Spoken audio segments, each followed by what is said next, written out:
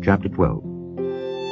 The burden of the word of the Lord for Israel, saith the Lord, which stretcheth forth the heavens, and layeth the foundation of the earth, and formeth the spirit of man within him. Behold, I will make Jerusalem a cup of trembling unto all the people round about, when they shall be in the siege both against Judah and against Jerusalem.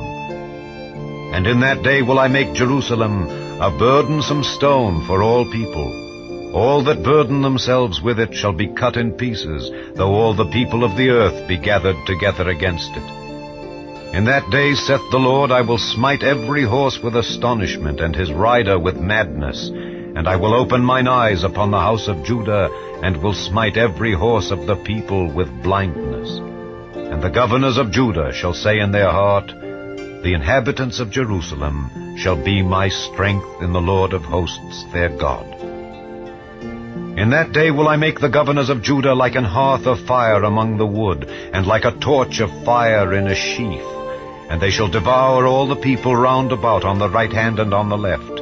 And Jerusalem shall be inhabited again in her own place, even in Jerusalem. The Lord also shall save the tents of Judah first, that the glory of the house of David and the glory of the inhabitants of Jerusalem do not magnify themselves against Judah. In that day shall the Lord defend the inhabitants of Jerusalem, and he that is feeble among them at that day shall be as David, and the house of David shall be as God, as the angel of the Lord before them. And it shall come to pass in that day that I will seek to destroy all the nations that come against Jerusalem, and I will pour upon the house of David and upon the inhabitants of Jerusalem the spirit of grace and of supplications. And they shall look upon me whom they have pierced, and they shall mourn for him, as one mourneth for his only son, and shall be in bitterness for him, as one that is in bitterness for his firstborn.